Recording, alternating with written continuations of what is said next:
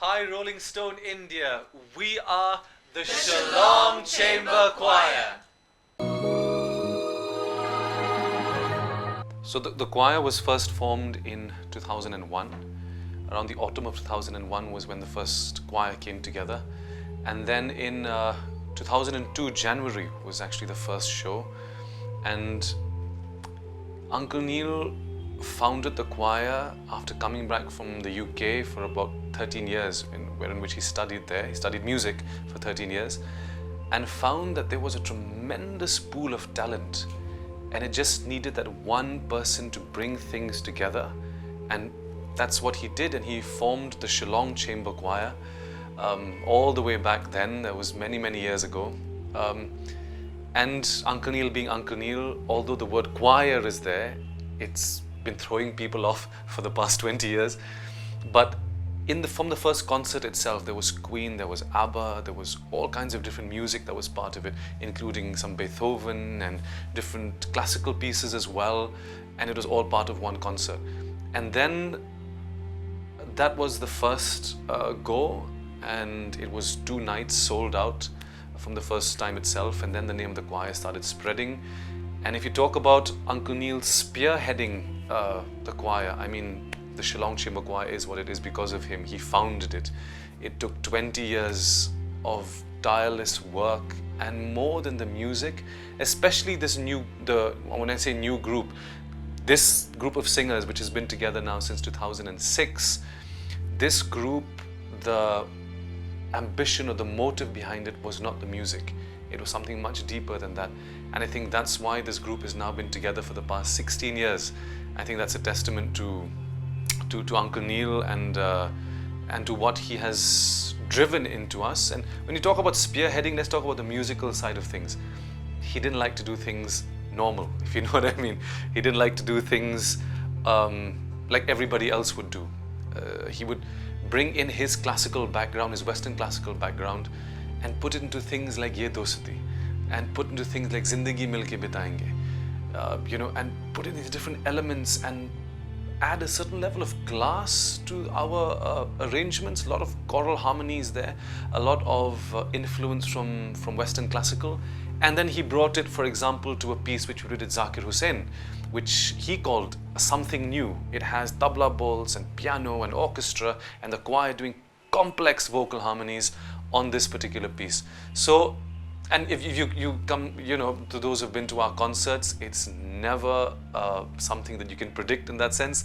We will do Queen, we will do Queen of the Night, which is Mozart. There is Hindustani classical, there's rock, there's some ABBA, there's Lata Mangeshkar, and everything happens in one show.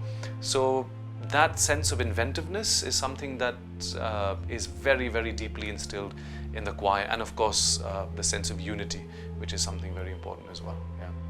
In terms of the type of music that we choose, it's not easy, because we first have to look at the lyrics to make sure that they're wholesome, including the connotations of everything, because that is something which the choir is very particular about. There have been more times that we've said no to projects than actually we've even said yes, simply because they don't suit or they don't match what the choir stands for.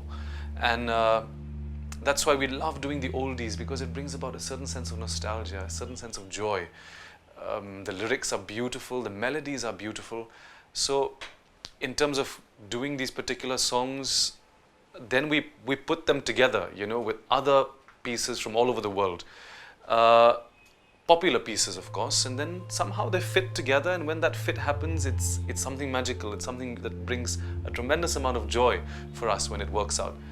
And it does take a lot of going through and filtering the right number of songs.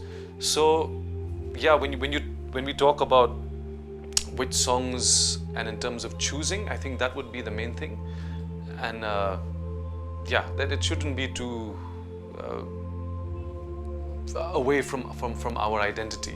Even if it's particular pieces, like for example we do some BTS, for example, we make sure that it comes into something that the choir would sound comfortable in. You know, so we know our sound now. We're very, very sure of what the choir stands for and our sound, and that's where we seek to go with the music we choose. Yeah. Do you remember how every other contestant had so much goodwill for us? Yeah. They were all rooting for us and all supporting, and they wanted us to win. And it was amazing standing there, and the opponents felt like friends. Yes. And it was a wonderful feeling standing there. And I remember there were this pair of dancers, remember? How, yeah, the duo, how they really had the best for us.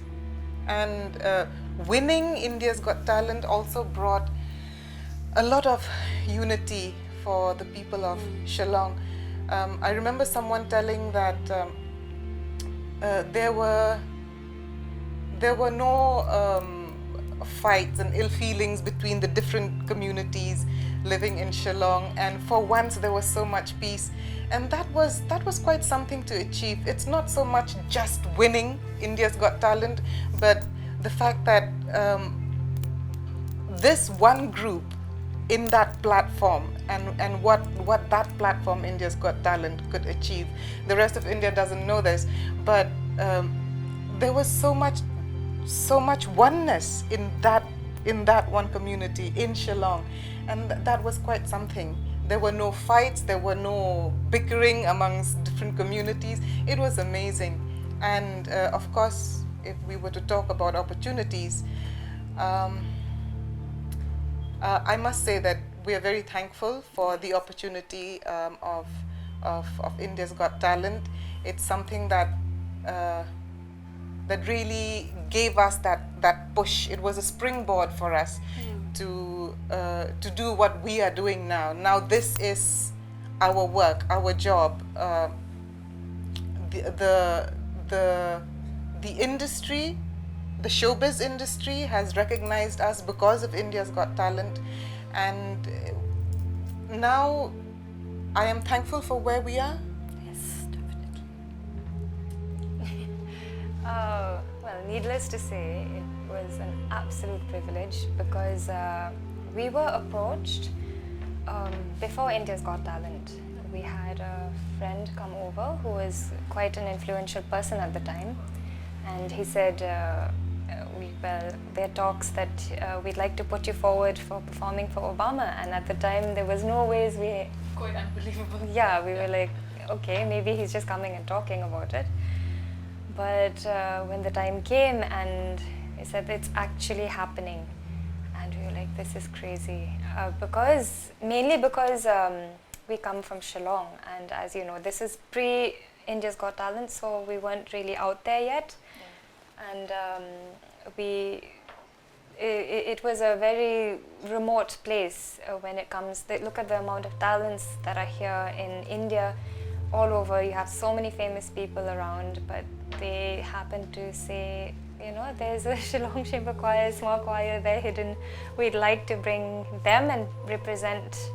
So it was a big deal because more of the presentation, who we represented, our people, and yeah, so being chosen out of all the talent in India, Exactly. that was quite something. Needless to say that it was such a privilege, an honor to be standing there, and like he was sitting there, like, wow, this is happening. So yeah, that's how it felt. Wait, let's begin with 2010. 10? No, 9. No, 9, yeah. What was that? China, the World Choir Games. No, championship. World Yeah. Choir Championships. And then 2010 10 was is- the World Choir Games. That was something. No, as well as winning IGT. Yep. And then after IGT, we got to perform for Obama. Yeah, just a few months gap, yeah. Yeah. Then what happened after? No, if you go year by year, it's going to be... Yeah, I really. Remember Forbidden City in China? Yeah, well, that was pre-IGT. Yeah, but that was spectacular also. Yeah, then if you're going to talk about Forbidden City, then you have to mention the choir games again at South Korea. Then mention it. We have many more. Performing in Russia, that was memorable.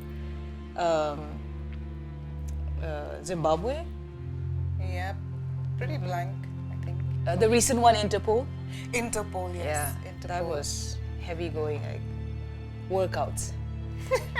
Then the most recent memorable one is, for me, it's the UK and Europe tour. For you? Scotland.